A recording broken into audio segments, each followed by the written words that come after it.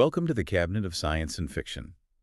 Today we're embarking on a truly monumental journey, diving into a concept that not only stirs the imagination, but challenges the very limits of what humanity might achieve: the generation ship. We're talking about voyages not just across oceans, but across light years, stretching over centuries, a mind-boggling idea that science fiction has explored for decades, but which is now being seriously contemplated by scientists and engineers. Indeed. It's one of those concepts where science fiction and actual scientific possibility are starting to really intersect in fascinating ways. The audacious dream of interstellar travel forces us to confront the staggering realities of the physical universe, presenting challenges that touch on, well, pretty much every facet of human knowledge. Right. Our deep dive today is based on an incredibly rich set of sources, including cutting-edge research from the Initiative for Interstellar Studies, or I4s, which you mentioned, Of course, yeah. and their ambitious Project Hyperion competition, which invites teams to actually design these very vessels. We'll also draw upon, a century of historical scientific discussions and the vast tapestry of science fiction that has long anticipated these colossal endeavors. And our mission for you, our listener, is to extract the most important insights from all this material, to explore the immense obstacles we face, and to ponder the profound implications of sending multiple generations of humans on a voyage that none of them will ever see finished.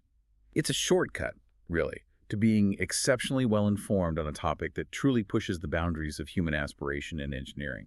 What's truly fascinating here is how these designs for generation ships confront not just the monumental engineering challenges, which are huge, Immense. but also the intricate complexities of biology, the unpredictable dynamics of sociology, and ultimately the very nature of human existence itself. Imagine a journey spanning 250 years, a quarter of a millennium, to a new star. That's the audacious scale of what we're talking about today. A quarter of a millennium. Wow. Okay, let's get into it. The cosmic scale and humanity's starbound dreams. Let's start with the ultimate truth, eloquently put by the incomparable Douglas Adams. Space is big. Really big. You just won't believe how vastly, hugely, mind-bogglingly big it is. Yeah. What does that truly mean for star travel? When we talk about big, it's not just a casual observation. It's the fundamental, crushing reality that makes interstellar travel so incredibly difficult. It really is. Perhaps the single greatest barrier to our expansion beyond our solar system. Yeah. We measure distances in our own solar system in astronomical units. That's the average distance from the Earth to the Sun, about 150 million kilometers. Okay. Manageable enough for planets? Right. A perfectly useful yardstick for planets, but utterly dwarfed, quickly becoming meaningless when we look beyond our home system to our nearest stellar neighbors. It just doesn't scale. So that vastness, that's the core reason for generation ships. It's precisely this immeasurable vastness that drives the concept of generation ships in the first place. Even our nearest stellar neighbors are light years away. Light years. Let's unpack that a bit. Okay, to put that into perspective, Proxima Centauri, the closest star to our sun, is approximately 4.25 light years distant. A light year, remember, isn't a measure of time, but of distance specifically. How far light, the fastest thing in the universe, travels in one Earth year. And light moves at, 300,000 kilometers a second? Something like that, yeah. An astonishing speed. So 4.25 light years is an absolutely enormous, almost incomprehensible distance. Getting there with current tech. Well, to reach them with current or even near-future propulsion technology means travel times that far exceed a single human lifespan, sometimes by orders of magnitude. For instance, using our most advanced chemical rockets, the kind we use now. Like for the moon or Mars missions. Exactly. It could take anywhere from 1,000 to an astonishing 81,000 years to reach the Alpha Centauri system. 81,000 years. Yeah. That's not a quick trip to Mars. That's an odyssey stretching across epochs, dwarfing recorded human history. It fundamentally changes the nature of the journey. Science fiction, bless its endlessly imaginative heart, often sidesteps this immense problem with dazzling, albeit speculative, solutions. Oh, absolutely. It has to, really, for the sake of the story. We've seen warp speed in Star Trek, hyperspace jumps in Star Wars, or wormholes that fold space and time. Isaac Asimov's galaxy novels allowed for instantaneous jumps between star systems. Faster than light travel, FTL. Or even relativistic time compression, as brilliantly explored in Poul Anderson's classic novella Tau Zero. A fantastic story. Where time slows for the travelers due to their immense speed approaching that of light, But centuries still pass externally for those left behind in the home system. Right, time dilation. A real physical effect, but achieving those speeds is the issue. These narratives give us a sense of hope and adventure, allowing characters to traverse vast distances without the agonizing weight, but they largely remain in the realm of theoretical physics or pure fantasy for now. Those are indeed compelling narratives, and they make for fantastic stories, fueling our dreams of exploration, absolutely. But in reality, the energy cost of high-speed travel, even at a significant fraction of light speed, remains almost unfathomably prohibitive. Prohibitive how? Like difficult or impossible? Well, to accelerate a massive starship to, say, 1/10 the speed of light requires an amount of energy that makes even our most ambitious power generation projects seem like child's play. The physics of relativistic travel are brutally efficient at consuming energy. It's just immense. So FTL is out, time dilation is impractical. What's left? This leads to what the Italian engineer and author Giancarlo Genta, in his extensive work on interstellar travel, classifies as the H-1 space arc type of human crewed travel, essentially. A very slow boat. A space arc, a slow boat to the stars. Exactly. It's a vessel designed for immense patience, where the journey itself will, by necessity, take centuries, and the original crew will never ever see the destination. The entire purpose shifts from a personal voyage to a generational legacy. The idea isn't new at all, though. I grew up on stories like Robert Heinlein's Orphans of the Sky, A classic. Foundational, really. a truly formative read for many, and Brian Aldiss's Nonstop, which was actually titled Starship in its U.S. release, a renaming that amusingly gave away the central plot twist about the true nature of their world. Yes, I remember that. Sort of spoils the surprise. A bit. Even a 1940 story by Don Wilcox, The Voyage That Lasted 600 Years, might be the very first to explore this concept in print. Possibly, yeah. The pulp era was full of these early explorations. These tales envisioned large crews living out their lives on board, their descendants being the ones to walk on a new world. They grappled with the social, psychological, and practical challenges of such prolonged isolation, often with, well, pretty dystopian outcomes. Often, yes. Which tells you something about the perceived difficulty. And the scientific community has long pondered this, even before these foundational science fiction stories. Really? Before the 40s? Oh, yeah. Rocket pioneer Robert H. Goddard, in his visionary 1918 paper, The Ultimate Migration, described interstellar arcs and thoughtfully considered the potential psychological and genetic changes for their crews. He even suggested using small moons or asteroids as these immense vessels. Wow, 1918, that's early. Very. Konstantin Tsiolkovsky, widely recognized as a father of astronautic theory, outlined his own concept of Noah's Ark space colonies in The Future of Earth and Mankind in 1928. He theorized that over thousands of years, crews could change so profoundly that they wouldn't even acknowledge Earth as their ancestral home. A complete divergence. Exactly. And John Desmond Burnell's 1929 essay, The World, the Flesh, and the Devil, further popularized these concepts, introducing the idea of globes as these self-contained generational habitats. So these weren't just fringe ideas. No, these early thinkers weren't just dreaming. They were laying the theoretical and philosophical groundwork for truly colossal undertakings. So these ideas have been brewing for a long, long time. We're talking about over a century of human thought dedicated to this audacious endeavor, evolving from speculative fiction and philosophical essays into serious scientific and engineering discussions. Right. What this means is that humanity has harbored this dream for a century, but only now are we truly confronting the practicalities, moving beyond abstract concepts to concrete engineering and social science challenges that demand tangible solutions. It's a testament to our persistent drive to explore, isn't it? It really is. Which brings us directly to Project Hyperion. Okay, tell us about Hyperion. It's an ambitious competition launched by the Initiative for Interstellar Studies, or I-FORS, that UK-based nonprofit dedicated to advancing interstellar exploration research. Teams from around the world are invited to design a generation ship within a carefully defined set of constraints, pushing the limits of current and near-future technologies. That's a design challenge. A serious, multidisciplinary attempt to confront these immense issues head-on, seeking to bridge the gap between imagination and engineering reality. And it's important to remember this isn't the first major design effort for interstellar travel, but it is unique in its focus and scope. That's right. We've seen projects before, but none quite like Hyperion. The British Interplanetary Society, or BIS, famously conducted Project Daedalus between 1973 and 1978. Daedalus, right, the fusion rocket probe. Exactly. That was a groundbreaking study which designed an uncrewed probe intended to fly by Barnard star using fusion propulsion. While incredibly detailed, it was robotic.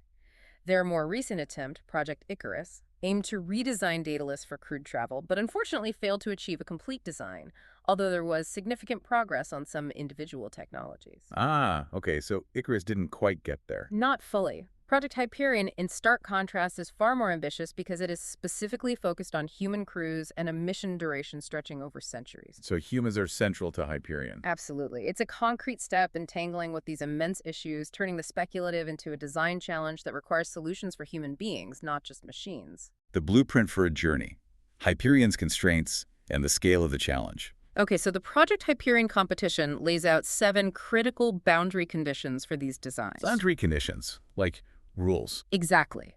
These aren't just suggestions, they're the bedrock of the challenge, reflecting the harsh realities of interstellar travel and demanding incredibly rigorous, integrated solutions from the teams. Okay, 7 constraints. What's number 1? First, and perhaps most daunting, a mission duration of 250 years. Right off the bat, 250 years. About 10 generations, or roughly 8-10 times the average human lifespan. Just ponder the immense challenge of maintaining an educated, motivated crew who will, in turn, maintain the ship in working order for a quarter of a millennium. It's like asking someone from 1775 to maintain our modern internet infrastructure for 10 generations. Exactly. The sheer scale of that knowledge transfer, cultural preservation, and social stability is truly mind-boggling, and it's the core of what makes a generation ship so profoundly difficult. Okay, constraint 2, the destination. Where are they going? A rocky exoplanet that will have been prepared for colonization by an earlier robotic ship or directed panspermia. Prepared. How? That's a crucial, almost utopian assumption. It means the generation ship's crew won't have to terraform or establish basic infrastructure from scratch upon arrival. Wow, okay. That's a big ask for the robots. It is.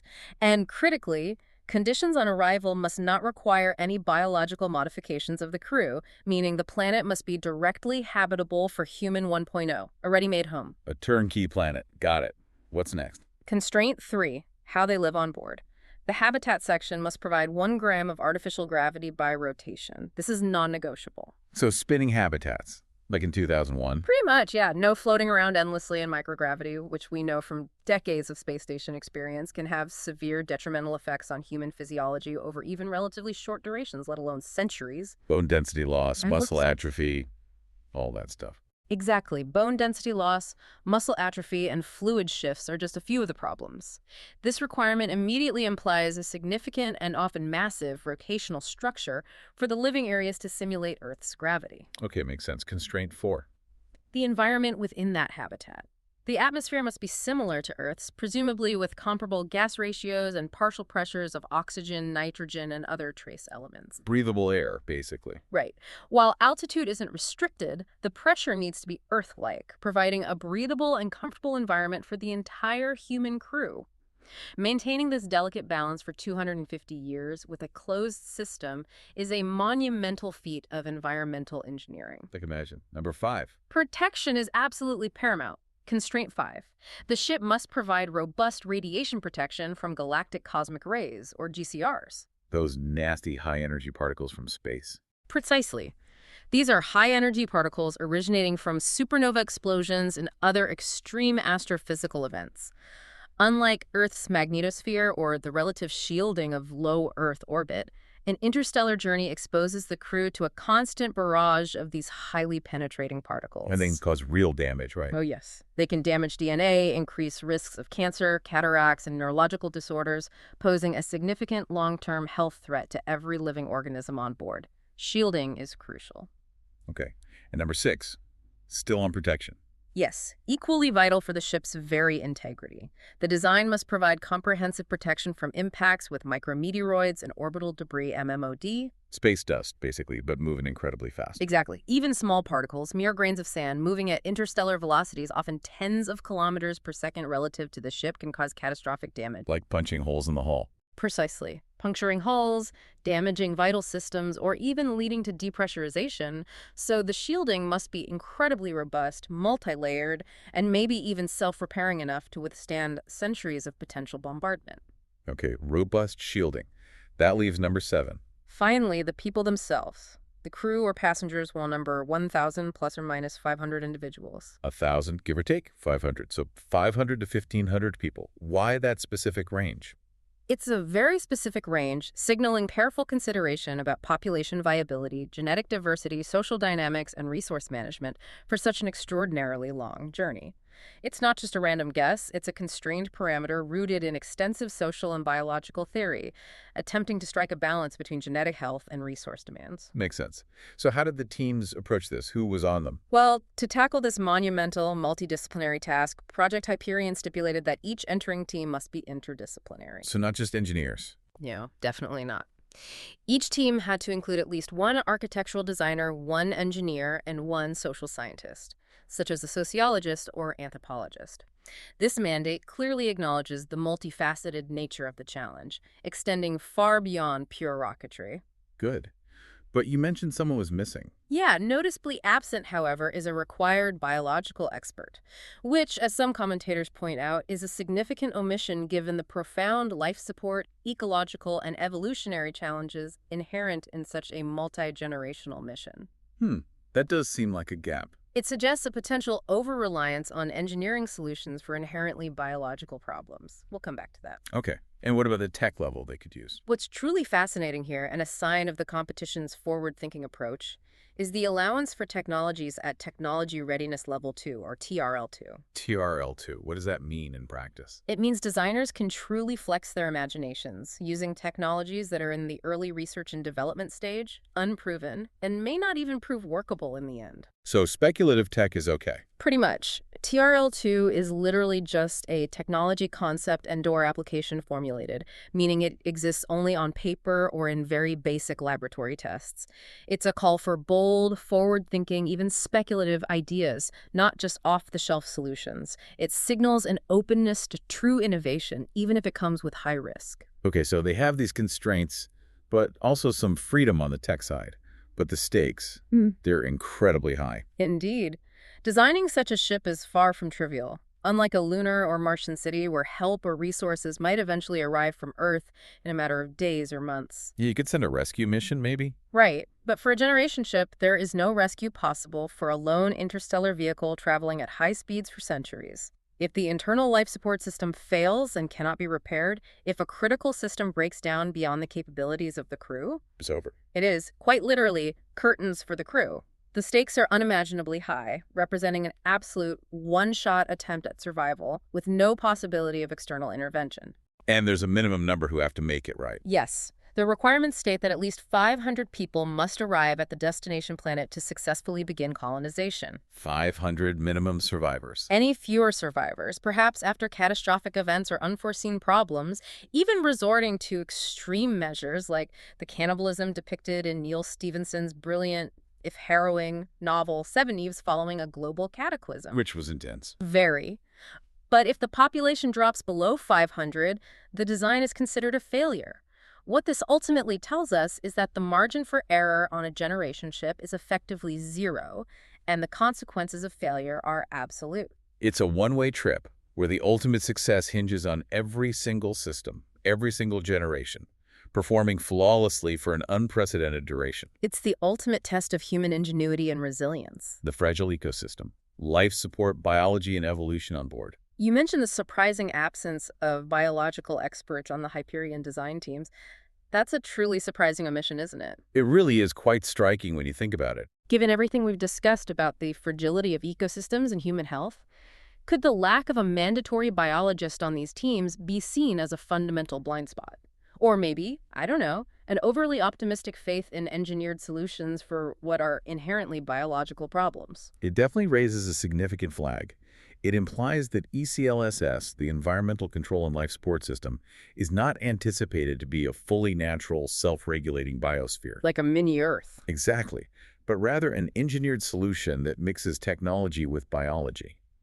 The competition's image gallery often suggests plants primarily as decorative elements, with agricultural facilities depicted as a more technological rather than ecological setup. Very engineered looking. So hydroponics and machines rather than fields and forests. Kind of, yeah.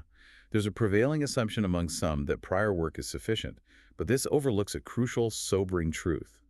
As researcher R. Swadew stated in a 2020 paper, to date, most of the thinking about interstellar world ships has focused on the still unsolved problems of developing suitably large and powerful propulsion systems.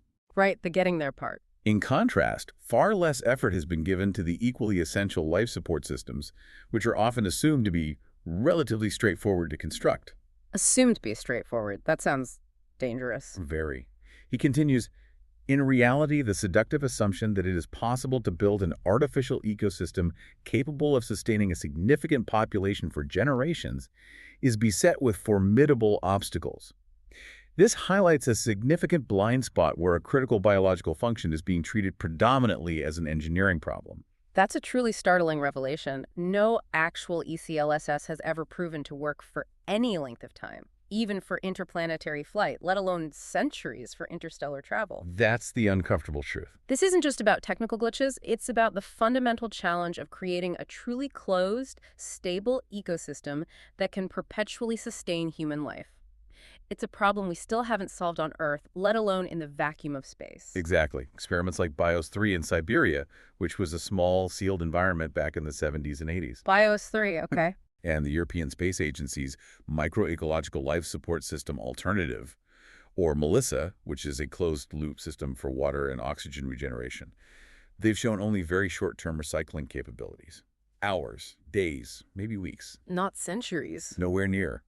The well-known Biosphere II project, designed as a sealed, self-sustaining system in Arizona in the early 90s. Oh yeah, Biosphere II. That didn't go so well, did it? It aimed to support an 8-person crew for 2 years, but famously couldn't maintain a stable biosphere, experiencing a 10% per year atmosphere loss and requiring external inputs of oxygen and food. It had huge problems with CO2 levels, oxygen depletion, species extinction. A 10% loss per year. You couldn't sustain that. Absolutely not. These ambitious systems, despite their significant investment, are still at very low TRL values, meaning they are far from reliable, scalable, or capable of the multi-century performance required for a generation ship. They demonstrate the immense complexity, not its simplicity. Even the British Interplanetary Society's detailed post-O'Neill space colony design, Avalon, which was meticulously planned for 10,000 people. A massive, detailed study. And included 1 gram of artificial gravity with separate food-growing and oxygen-generating areas, was found unsuitable for a long-duration voyage by M. Hempsel in 2020. Right. It still required inputs and technological support from Earth. It wasn't truly closed. So even Avalon wasn't self-sufficient enough for a starship. No. It demonstrated a much larger gap between Earth-orbiting colonies and true world ships than previously assumed. It shows just how incredibly difficult it is to completely sever the umbilical cord to a planet and create a truly independent, self-sustaining mini-world. Okay, let's talk scale. How much stuff do people actually need? The sheer mass involved underscores this challenge. A single person requires approximately 2 metric tons of consumables per year. 2 tons per person per year? Yeah, including about 0.2 metric tons of food and 0.3 metric tons of oxygen. So for a crew of 1,000 people over a 250-year journey, do the math. That's 1,000 people times 2 tons times 250 years. 500,000 tons. A staggering 500,000 metric tons of supplies if there's no recycling. This immense number makes recycling not just advisable, but absolutely essential. There's no way to carry that much. But recycling isn't perfect, you said? No. And a fully closed ECLSS is probably impossible. Essential elements like hydrogen, oxygen, nitrogen, and carbon are inevitably lost. Leaks. Leaks through airlocks? Yes. Imperfect recycling processes, and even through the metabolic processes of the living organisms themselves. For example, significant quantities of fixed nitrogen, which is critical for plant growth and thus food production, are lost as N2 gas due to uncontrollable denitrification by microorganisms. It just turns back into nitrogen gas, which plants can't use easily. So you lose fertilizer, essentially. You do. For the Avalon design, this loss was estimated at 43 kilograms per day, which would translate to a colossal 390 metric tons for a Hyperion-scaled starship over 250 years. That's almost 400 tons of nitrogen that needs to be replaced somehow. Or the entire system will eventually fail, gradually losing its essential building blocks. Wow. What this truly means is that a generation ship isn't merely an enclosed environment. It's an open system constantly bleeding vital elements. In a way, yes. Leaky. The very act of living on board requires a perpetual struggle against entropy, turning the journey into an ongoing battle for replenishment and resourcefulness, a dynamic rather than static challenge for survival. Well put. And it's not just about the biology, it's about the hardware too. Right, the machines keeping it all running. We think of modern technology as robust, but are largely solid-state space probes like the Voyagers. Which are amazing achievements. Absolutely amazing. Yeah. But now over 45 years old and in interstellar space, they are failing piece by piece. Systems are shutting down. And those are relatively simple compared to a generation ship. Vastly simpler. And mechanical moving parts, pumps, valves, robotic arms, fail even faster. Maintaining all this complex machinery, including the very systems that perform recycling, for 250 years without resupply, without manufacturing the incredibly complex parts needed. It's an engineering nightmare in itself. It really is. The ship itself must essentially be a self-sustaining repair and manufacturing facility, capable of producing new components from raw materials found on board or collected along the way, a truly daunting prospect. Okay, so life support is hard, machinery breaks down. What else? You mentioned evolution. Yes. Beyond the engineering and the immense mass budgets, there's an equally profound biological challenge. Over a quarter-millennium voyage, there will be evolution. Evolution on the ship. As all organisms on board, from humans to their crops and their microbiomes, adapt to the ship's unique, isolated, and bounded environment. This isn't just a theoretical possibility. It's an absolute inevitability that must be planned for. That's a truly chilling thought, evolution happening on board. We often think of evolution on geological timescales, but confined spaces and unique selective pressures can accelerate things dramatically. They absolutely can. Are we talking about subtle physiological changes in humans over generations, or something more profound, like new, adapted pathogens emerging within the ship's ecosystem? Both are possible. Data from the International Space Station has already shown that bacteria may mutate into more virulent pathogens when living in the microgravity and confined conditions of space. More dangerous germs. Great. Well, potentially. A population of 500 to 1,500 people living in close quarters on a starship will be highly susceptible to pandemics, which could devastate the crew, especially if pathogens evolve rapidly. Additionally, ionizing radiation from galactic cosmic rays and secondary particles generated when these rays impact the ship's hull will damage the DNA of all life on board. Humans, plants, microbes, everything. Everything, yes. Over 250 years of continuous exposure. This constant genetic damage will also drive evolutionary changes, some potentially beneficial, maybe faster adaptation, but others highly detrimental. And even without the radiation, just being isolated. Even without direct DNA damage, the isolated conditions in small populations will accelerate genetic drift and adaptation. We see rapid evolution even in complex life, like Darwin's observations of Galapagos finches, which adapted quickly to different food sources and environments. So things change faster in small, isolated groups. Right. A major concern is the creation of new pathogens impacting humans and their food supply, or even beneficial organisms adapting in ways that make them less useful or even harmful to the enclosed ecosystem. Like your gut bacteria turning against you, or your wheat crop becoming less productive. Those are exactly the kinds of scenarios you have to worry about. Imagine a critical food crop evolving to become less productive in the ship's environment, or a symbiotic bacterium turning pathogenic. And our understanding of biology has advanced so much in recent decades. I recall that the concept of the microbiome, Yes, crucial point. the complex communities of bacteria and other microorganisms living in and on humans, animals, and plants, was largely unknown in the 1970s. Now, it's a critical field of study. Absolutely central.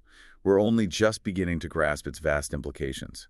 Now we know how critical a healthy and stable microbiome is for human health, for our digestive systems, for our immune response, and for the health of our food crops and agricultural systems. So if that goes wrong on the ship, This delicate balance, if altered on a starship, could become a major source of pathogens, or even a fundamental systemic failure. While a space habitat in Earth orbit could theoretically flush and replace agricultural infrastructure or introduce fresh microbial cultures from Earth, you can't do that mid-journey. a starship cannot. Crops would likely need to be kept in isolated, sterile, or at least highly controlled compartments to prevent a single disease outbreak from destroying the entire food supply. More complexity, more systems to fail. Exactly. It demands an even higher level of compartmentalization and control than initially envisioned. The complexity of maintaining these nested biological systems is immense. The social experiment. Human nature in a confined universe. Okay, moving from biology to society. Yeah. As you highlighted, Alex Tolley and others have noted that science fiction stories about generation ships often turn dystopian. And for good reason. It's a very common trope, yes. Robert Heinlein's Orphans of the Sky and Brian Aldiss's Nonstop famously depicts societies where populations regress, losing critical technical skills, Forgetting the mission, forgetting they're even on a ship. and falling into a simpler, almost pre-technological lifestyle, forgetting the very purpose of their journey or even that they're on a ship at all.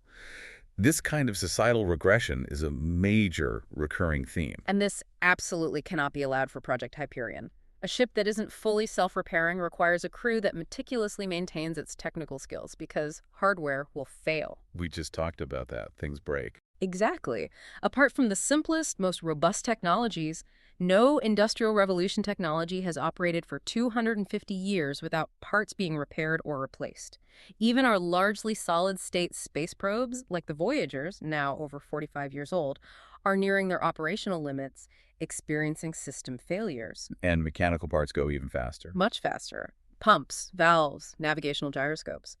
A continuous lineage of highly skilled technicians, engineers, and scientists must be continuously educated, motivated, and socially cohesive enough to keep this immense, complex system functioning for centuries. So losing that knowledge isn't an option. The loss of that knowledge is existential. It means the ship fails. The Hyperion competition is very wise to require a plan for maintaining a stable population for 250 years. But this raises huge, almost intractable questions. It really does. It's maybe the hardest part. This isn't just a technical hurdle, it's a philosophical pivot point. Has any society in history, any human civilization, ever maintained peace and stability for that long? 250 years without major upheaval? Historically, the answer is a resounding no. Not really, no. Consider the United States. It experienced a devastating civil war only 164 years after its founding. Even the post-World War II peace in Europe, often referred to as the Pax Americana, is relatively short-lived in the context of 250 years, and that peace was heavily influenced by external geopolitical factors and a shared existential threat that provided strong incentives for cooperation. So internal pressures tend to build up. It seems so. Humans, it seems, are inherently disposed to violence between groups, even within families. And extreme confinement, limited resources, and the immense psychological weight of a multi-generational mission could easily exacerbate these destructive tendencies. You could see factions forming, resources getting scarce. Absolutely. One commentator even speculated on extreme measures like genetic modification or chemical inhibition in the water supply to prevent outbreaks of violence. Whoa, drugging the population for peace. That's dark. It highlights the profound ethical tightrope we walk when considering such confined, long-duration societies. The price of stability might be an unacceptable degree of control over human nature itself. Beyond preventing outright conflict, how do you sustain a coherent society? Its culture, its mission across 10 generations, where individuals are born, live, and die entirely within the confines of a metal shell. A huge challenge. David Erickson raises a crucial point about education. How will children learn not just natural sciences, math, or engineering, which are vital for ship maintenance, The practical stuff. but also social sciences, ethical and moral education, and human history to provide rooted awareness in such circumscribed circumstances? What gives them context? What gives them purpose beyond just fixing the ship? Without a planetary history, a shared external origin, what would they identify with? What would be their origin story? Would Earth become a forgotten myth or an idealized, unattainable paradise? And Fred's comments delve into the profound psychological toll. We know psychological disorders, sometimes serious, can occur after just weeks in confined, isolated environments like submarines, polar research stations, or early space flights. Cabin fever, basically, but on a massive scale. Exactly, but much more profound. What happens when all the familiar landmarks, Earth, Moon, Sun, and even the constellations, have disappeared from view for generations, replaced only by the unchanging, distant pinpricks of unfamiliar stars? Just the void outside the window. Forever. The sense of existential isolation, of being truly adrift in the cosmic void, would be profound, potentially leading to widespread anomie, depression, and a loss of purpose. How do you maintain morale for centuries? This forces radical social design, doesn't it? You have to architect the society almost as carefully as the ship. You absolutely do. Do you need private spaces, or is everything communal to foster cooperation and monitoring? Should living spaces be standardized to avoid jealousy and social stratification, or should they reflect social roles and achievements? Tough questions. Real-world examples aren't always encouraging. No. Architects like Le Corbusier, with his modular boxes designed for optimal efficiency, or the historical Soviet community apartments, come to mind as real-world attempts at social engineering through architecture, with, it must be said, very mixed results on human well-being and social harmony. Yeah, often pretty negative results. The challenge here is to design an environment that supports psychological health, social cohesion, and individual purpose, not just physical survival in a tin can. Which leads to the big ethical question. Philosopher Neil Levy raises the fundamental ethical question. Is it moral to severely constrain life choices of individuals by locking them into a project they did not choose? The people born on this ship. The intermediate generations, those born and dying in transit, would never see the tangible results of their efforts. They are living a life dictated by their ancestors' choice. How would they feel about their forced existence, knowing their entire reality is a means to an end for a future generation they will never meet? Are they just cogs in a multi-generational machine? That's the question. This isn't just about discomfort, it's a question of inherent human autonomy. It's a heavy thought, almost a form of involuntary imprisonment for those intermediate generations. Though, Alex Tolley counters that similar journeys have been taken on Earth with uncertain outcomes. That's an interesting counterpoint. Like the early colonies in the Americas or the Australian penal colony at Botany Bay, where children born en route or in the new land had no choice in their circumstances. True. Historical parallels exist. He argues that the children born on a generation ship would not know of any other life, and after a few generations, the memory of Earth would fade into myth or history lessons, simply becoming their distant origin story. Their reality would simply be the ship. That's a plausible psychological adaptation, perhaps. Their normal is just radically different from ours. And maybe life on board wouldn't be so bad. And to be fair, the quality of life on a well-designed generation ship could potentially be better than for many billions living in poverty or conflict on Earth today. It could be stable, resource-rich within its limits. The core question, however, isn't necessarily about physical comfort, but about freedom of choice and the profound existential burden of a destiny decided entirely by others. This is a crucial distinction. What's truly striking to me about this is the idea of simulating these long voyages. Can we even test this? People have proposed it. Some suggest multi-generational simulations in isolated environments like Antarctica as part of the Chrysalis plan we'll discuss later. Like a practice run on Earth. Or the fictional scenarios in J.G. Ballard's chilling story 13 to Centaurus and the TV series Ascension, where people didn't even know they were in a simulation. But how do you ethically run such a thing? How do you ethically weed out the unsuitable after the first generation, or reset the simulation if it devolves into a Lord of the Flies situation? Exactly. The ethical and logistical complexities of such a test run are almost as daunting as the real voyage, raising its own set of moral quandaries about control and human experimentation. It might be impossible to do ethically. Okay, back to the population size. That 1,000 plus my 500 number, where did that come from? The Hyperion competition's crew constraint is not arbitrary. Cameron Smith, in his detailed 2014 research, estimated a genetically viable population for multi-generational voyaging. Genetically viable, meaning avoiding inbreeding problems. Yes, and maintaining enough diversity to handle potential diseases or adapt to unforeseen circumstances. He considered social structures, diseases, and potential catastrophes. While this figure is below what's generally considered viable for truly long-term animal populations without any intervention, it's comparable to historical human genetic bottlenecks. Times when the human population crashed but recovered. Right, suggesting that in extremis, such a small population can recover with careful management. Hine et al., in 2020, based on extensive simulations, also suggested 1,000 as a sufficient Earth-departing figure for the initial crew to ensure genetic diversity and resilience over centuries. So 1,000 seems like a reasonable minimum based on simulations. It's a calculated minimum, yes. But Alex Tolley offers a truly provocative alternative, a radical departure from the traditional Noah's Ark model. Ooh, what's his idea? What if we only need a handful of people? A handful. How does that work genetically? He proposed a minimal population, perhaps just a single woman or a small group of women, with a frozen egg, sperm, and embryo bank of perhaps millions of individuals' selected genomes. So carry the diversity frozen not living. Exactly. Maintain vast genetic diversity without needing a large living population during the long transit. This completely reframes the problem. How would that work in practice? This approach would involve the mother giving birth only to pre-selected compatible females using implantation or even female-only sperm derived from stem cells to maintain the lineage during the journey. Just women on board for the trip. Potentially, yes, in this minimal scenario.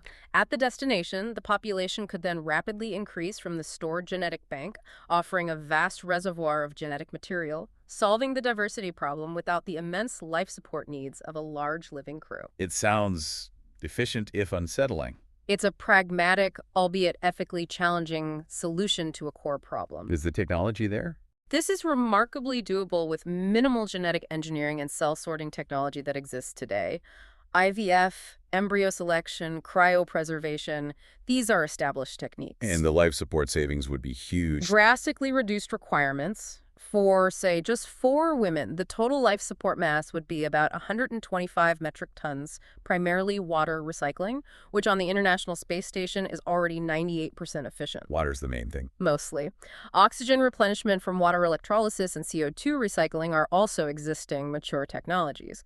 Food would be stored as freeze-dried provisions, maintaining its viability for centuries in the deep cold of interstellar space. And maybe scale it up slightly for safety. For safety and redundancy, this minimal population might be raised tenfold to 30-40 women, requiring only about 1,250 metric tons of consumables for the entire journey. Still vastly less than for 1,000 people. 70s core something similar, right? Neil Stephenson's novel Seven Ives explored a similar scenario with 7 surviving women restarting humanity after Earth's destruction. Even ethnopop simulations show tiny natural human populations can survive for hundreds of years before demographic extinction. But modern medical support, advanced genetic screening, and careful population management could dramatically improve those odds for a starship. So it's not completely crazy from a biological standpoint. It shifts the focus from a social experiment to a highly controlled biological incubator. What this radical thought experiment really means is that the future of interstellar travel might not be about carrying humanity in its current fragile form, Right. but about transporting our essence, our genetic potential, our culture, our ambition in the most resilient and resource-efficient package possible. It fundamentally redefines what constitutes a crew and a civilization among the stars, challenging our very assumptions about what it means to colonize a new world. It's a profound shift in thinking. Beyond the ship, destination, destiny, and the future of humanity. Let's talk about the ultimate prize at the end of this centuries-long journey, that ready-made terrestrial habitat or terraformed environment. Right, the target world. Presumably pre-built by highly advanced robots that preceded the generation ship by millennia. This sounds almost too good to be true, a perfect, pristine paradise awaiting the weary travelers, like hitting the cosmic jackpot. It is indeed a colossal assumption. It's essentially the Mars agricultural problem writ large, but on an exoplanet and with no supervision from humans to correct mistakes for potentially thousands of years. Yeah, if the robots messed up, who would know? Exactly. If robots could autonomously do this on an exoplanet, one might reasonably ask, couldn't they make terrestrial habitats throughout our own solar system, closer to home and with greater ease? Why go light years if you can build habitats here? That brings up a fascinating alternative. T.A. Heppenheimer, in his seminal 1977 work, argued that generation ships based on O'Neill habitats, those massive rotating space colonies we often envision. Like the Stanford Torus or Bernal Sphere designs. Right. He argued they wouldn't colonize planets at all. Instead, they would use the resources of distant stars to build more space habitats, replicating and expanding their civilization entirely in the void. That makes a certain kind of sense. This approach would maintain the fundamental logic of space habitats as the optimal environment for humanity, avoiding all the problems of trying to adapt to a living alien planet. Gravity wells are a hassle anyway, right? They are, energetically speaking, and an alien planet, well, it might not be welcoming. In fact, a planet with existing alien life, even microbial, might be a toxic poison nightmare for humans, as one commentator suggests. The alien microbes could be deadly. Absolutely. Different arrangements of amino acids, alien fungi, or potent biochemicals evolved for a different ecosystem could be quickly deadly upon exposure. Humans might want to avoid them like the plague. Literally. So maybe a sterile planet is better. or just stay in space habitats? It raises a critical question. Is a truly habitable exoplanet for humans necessarily one that already hosts life, or one that is sterile and can be engineered to human specifications without biological competition? Or is space itself the destination? So the moral compass comes into play again.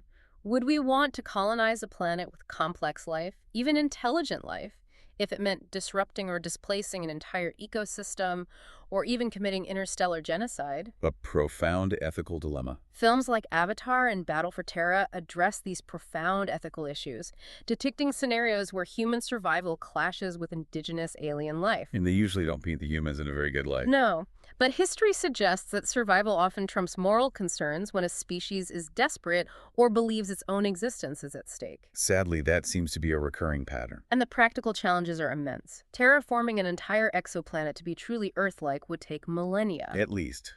Possibly much longer. Which means a robot precursor mission would need to precede a generation ship by thousands of years, or the generational journey itself would be even longer. Right. The timelines become truly astronomical. What if, after centuries of travel, the destination isn't as advertised? Asteroid collisions, unforeseen climate shifts, terraforming failures, or even the emergence of other life forms, intelligent or otherwise, could render it unsuitable upon arrival. The uncertainty factor is enormous. It's an astronomical gamble. You arrive after 250 years, and the planet's gone bad. What then? Okay, let's unpack this with an eye toward the future. What if, by the time we can even contemplate such flights with the necessary technology, technological change has made many of these constraints we've been discussing completely superfluous? A very real possibility. Technological timescales are much shorter than interstellar travel times. What if the crews may not be human 1.0 as we currently understand ourselves? This is a truly profound thought. The very nature of the traveler changes, perhaps fundamentally altering the mission itself. This is indeed a profound shift, one that many researchers, including Alex Tolley, argue is not just possible, but probable. They contend that biological beings will not be the true. Not us. Who then? Instead, advanced robots or even human-designed AI, which can power down during the journey, avoid biological aging and senescence, and are immune to many biological threats, would be far more practical, resilient, and cost-effective. Robots don't need food, air, water. Exactly. Economics wins, they suggest, because non-biological entities require significantly less life support, less space, and can be designed for extreme longevity and self-repair in ways biological organisms cannot.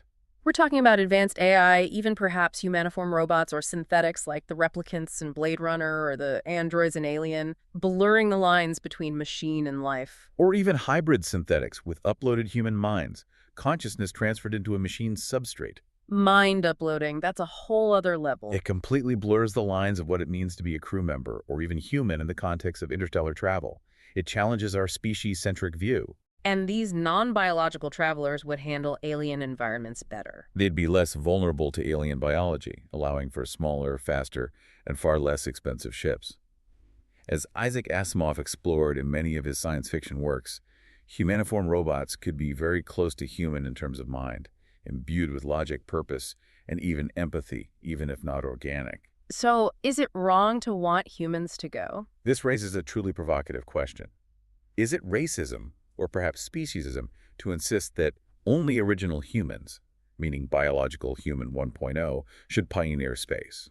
Perhaps post-human artificial minds are the true inheritors of the galaxy, capable of carrying forward human knowledge, culture, and ambition in a far more resilient and adaptable form. A challenging thought for our identity. Very. In this highly advanced future, food production would look very different too, even if humans are involved somehow. Oh yeah. We'd likely see vertical farms and food factory culture with 3D printing of foods for variety and nutritional customization, rather than traditional field crops or animal husbandry. Printed steaks on the Starship. Maybe. The chrysalis design, for instance, explicitly didn't allow for animal husbandry, implying a vegan or vegetarian crew as the norm even for biological humans. This shift would further reduce the complexity and resource demands of an ECLSS, making it far more manageable. And what about rebuilding society, the technology seed? And even the idea of a technology seed becomes absolutely critical for any long-duration, self-sufficient mission, whether crewed by humans or AI. As ENIAC comments, this isn't just a basic 3D printer. Need more than that. Right. It's the minimum complement of machinery that needs to be carried to be able to start a self-sustaining high-tech economy from scratch. This would encompass everything from mining equipment to advanced chip-making facilities. From rocks to computers. Essentially, yes. Yeah. It would include vast digital stores of knowledge, a complete library of human science, engineering, and culture, versatile fabricators, and adaptable robots capable of extracting and handling raw materials, slowly increasing sophistication as the colony grows. Like those self-replicating probes? It's akin to the concept of self-replicating von Neumann probes, but designed to build a new civilization rather than simply replicate themselves, a seed of industrial capacity. What this ultimately tells us is that all these technological marvels aside, the sheer scale of investment and sustained global focus required for a project like a generation ship is staggering. Can we even afford it? Or agree to afford it? That's a huge question. Gary Wilson notes that total global military expenditures are approaching $6 trillion USD a year. 6 trillion. Money that could undoubtedly be used to solve pressing problems right here on Earth, but rarely is diverted to such long-term collective goals like interstellar migration. It speaks volumes about human priorities, or lack thereof. Yeah, it's hard to get everyone on board for something that takes centuries. Indeed. As Benjamin Stockton, a political scientist, observes, it's highly questionable whether current human culture will ever generate the sustained investment that would be required for a multi-century project. Why not? Well, democracies are subject to capture by moneyed interests, often prioritizing short-term gains and re-election cycles, while command economies often exacerbate human greed and corruption, leading to their own inefficiencies and internal strife. So neither system is really set up for this. It's incredibly difficult to imagine a unified global effort, sustained for centuries, devoted to a project with no immediate returns and immense inherent risks. The political will is simply not there, or at least not consistently. So who would build one, if anyone? Alex Tolley suggests that if such a mission were to happen, it might not be a global consensus at all. It could be a minority religious group seeking escape from an increasingly secular world. Like the Pilgrims, but on a starship. Kind of. Or a rich nation with an effective monarch making unilateral decisions, rather than a broad international initiative driven by scientific curiosity alone. So not driven by science or profit. The motivation wouldn't be profit, but perhaps something akin to the medieval ambition of cathedral building, driven by a deeply held belief, a desperate need for a new beginning, or a vision far beyond immediate economic returns. This would dramatically change the social dynamics on board, too. A mission of faith or desperation, perhaps. Envisioning the future. Project Hyperion's winning designs.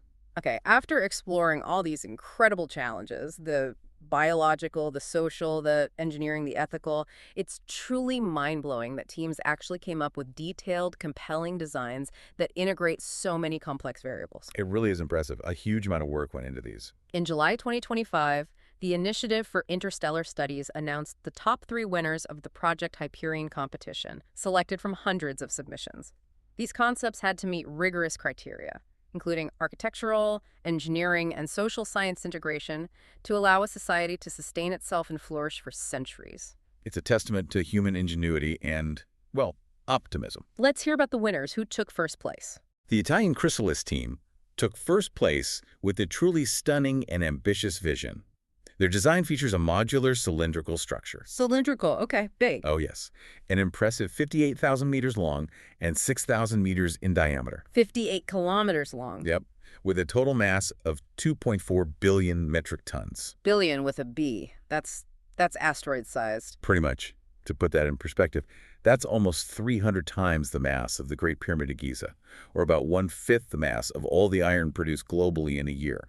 It's colossal. Why so big, and why that shape? This immense design minimizes the front section, making it long and thin, relatively speaking, to reduce collision threats from micrometeoroids and orbital debris, those tiny space rocks and man-made fragments moving at hypervelocities, and to lessen structural stresses during the ship's initial acceleration. That's absolutely massive. How does something so immense actually get there across light years if it's not relying on those theoretical warp drives? It uses a direct fusion drive, or DFD, propulsion system. Fusion power. Yes, a cutting-edge concept that harnesses the immense energy released when specific isotopes like helium-3 and deuterium undergo controlled nuclear fusion. This isn't just burning fuel, it's efficiently converting mass into a powerful, continuous thrust that could accelerate a massive ship to significant fractions of light speed. How long would the trip take? The Chrysalis team anticipates a journey of 400 years to Proxima b, with 1 year of continuous 0.1 g acceleration and 1 year of deceleration at the beginning and end of the voyage. So 0.1 g for a year. You'd build up some serious speed. You would. This sustained low-level acceleration helps them reach their destination in a remarkably shorter time than passive coasting, though still a formidable 400-year duration. And the living spaces within this colossal vessel, what would daily life be like for the generations born inside, given the focus on maintaining that 1G artificial gravity? The habitat is contained within a coaxial rotary structure, essentially nested levels spinning to create artificial gravity, like cylinders inside cylinders. Spinning sections. Right. From the outer to inner, you find carefully arranged layers for food production and ecosystems, communal spaces for social interaction, dwellings and gardens for private life, essential facilities, a warehouse level for resources, and an axial core for command and control. So different zones for different functions. Exactly. This continuous rotation maintains that crucial 1G artificial gravity, providing an Earth-like environment for human physiology and psychology. What's truly fascinating here is that they also included a cosmodome at the fore. A viewing dome. Sort of, yeah. Allowing passengers to view the cosmos in an open, low-gravity recreational space, offering a unique blend of scientific wonder and psychological relief from the confinement. A place to see the stars. And clever engineering for stability, I assume. Given all that complex rotation and the sheer mass, you can't just have things wobbling around for centuries. Absolutely. An innovative option for an alternate rotation system involves odd-numbered shells rotating clockwise and even-numbered shells rotating counterclockwise. Counter-rotation cancels out disturbances. Precisely. This clever design minimizes perturbation and enhances overall stability, which is vital for such a massive, long-duration vessel. The jury praised Chrysalis for its system-level coherence, innovative design of the modular habitat structure, and even highlighted the value of pre-mission crew preparation in Antarctica. Practice in Antarctica, why? For psychological suitability, acknowledging the immense human element of the journey and the need for rigorous selection and training in isolated, confined, extreme environments. Makes sense. Okay, who came second? Coming in second, the Polish WFP Extreme team offered a different take, with a particularly strong focus on human interaction and community resilience, rather than just raw scale. Okay, WFP Extreme. What was their design? Their design centers around a core with 2 massive counter-rotating rings. Rings this time, not cylinders. Still spinning. Yes. Each ring measures 500 meters in diameter, containing living quarters, workspaces, and social areas divided into 6 distinct neighborhoods. The counter-rotation minimizes Coriolis effects. Those weird forces you feel in spinning things. Right, those apparent deflecting forces in a rotating reference frame that can make movement disorienting and uncomfortable, thereby significantly enhancing comfort and making movement feel more natural within the habitat. This focus on human comfort for a multi-generational crew is paramount. So how does this complex community function, and how do people move between these different neighborhoods and rings while maintaining a cohesive society? The central core houses critical hydroponic farms, energy systems, and control stations, all connected to the habitat rings by structural arms with elevators. Spokes, basically. Kind of like spokes, yeah. Yeah. The neighborhoods themselves are cleverly linked by running tracks and pedestrian walkways, specifically designed to foster interaction and cultural exchange between communities, promoting a sense of shared experience and identity. So encouraging people to mix. Exactly. This social integration was clearly a very high priority for the WFP Extreme team, aiming to prevent the isolation and cultural fragmentation seen in so many science fiction scenarios. So a big focus on the societal aspect, going beyond just the technical specifications of the ship itself, that's a crucial differentiator. Indeed. The jury highly commended WFP Extreme for its particularly strong focus on cultural and societal dimensions, which included unique concepts like specialized clothing that could evolve over generations to reflect the ship's distinct culture. Shipboard fashion. Yeah, and spiritual spaces for communal reflection and shared purpose. They also introduced advanced technologies such as robust radiation protection and creative touches like the taxi capsule for internal transport and personalized crew clothing, all emphasizing community resilience and individual well-being over the centuries. It sounds like a design that really thought about the people. It's a design that recognizes the human element as central to long-term survival. Finally, the Malaysian team with their Sistema Stellaire Proximum, a name that beautifully hints at its destination, Proxima Centauri, our nearest star. Yes, very cool name. This concept boldly places two counter-rotating Stanford Tori, those classic donut-shaped space habitats designed to generate artificial gravity. Like the ones from the 70s designs. Exactly those. Yeah. But they place them within a hollowed-out asteroid core. Inside an asteroid. Wow. This isn't just shielding, it's a brilliant use of natural resources as a fundamental massive part of the ship's structure, providing inherent protection from radiation and impacts. So the asteroid is the shield. How does it move? It utilizes a quantum AI navigation system, starting with nuclear pulse propulsion, or NPP, for its initial powerful thrust. Project Orion style, setting off nukes behind it. Essentially, yes, setting off controlled nuclear explosions behind a pusher plate to get it moving fast, then switching to more efficient ion propulsion in its secondary stage for sustained travel. And when is this set? Their vision is set in 2320, where humanity has already conquered the solar system and sent robotic probes to Proxima b, setting the stage for this ambitious follow-up mission. This is truly integrated thinking. What's striking to me about this is their use of biomimicry. That's a fascinating approach to engineering for deep space travel. Precisely. The overall design is loosely based on a jellyfish. A jellyfish asteroid. Huh. Well, the asteroid shell itself is shaped like a bell, acting as a shield. The leading edge has varying densities, much like jellyfish bells, designed to dissipate energy from potential micrometeoroid collisions. It's equipped with self-healing technologies and repair robots that constantly patrol and maintain its integrity, crucial for centuries of travel. Self-healing asteroid skin. Okay. Even the pulsed plasma ion propulsion system is inspired by jellyfish's pulsing tentacles, providing thrust in a biologically elegant and efficient manner. They also employ a swarm of tethered drones, using electrostatic propulsion to maneuver or anchor the ship when needed, providing agile control for a colossal vessel. Incredible. And the internal life within this incredible asteroid jellyfish hybrid, how do they create a viable ecosystem inside a repurposed space rock? The internal habitat is a modular system, also inspired by the compartmentalized structure of jellyfish, allowing for expansion and reconfiguration as the population grows or needs change over the centuries. Adaptable living space. Yes, it employs a fully closed-loop bioregenerative life support system, utilizing carefully selected algae and other microorganisms to convert waste into food and oxygen. Algae farms. And sophisticated hydroponic aquaponic systems to support fish populations for protein and to purify water. They also included a laser-based defense system for micrometeoroids, too small to be blocked by the asteroid shield, adding an active dynamic layer of protection to the passive shielding. Wow.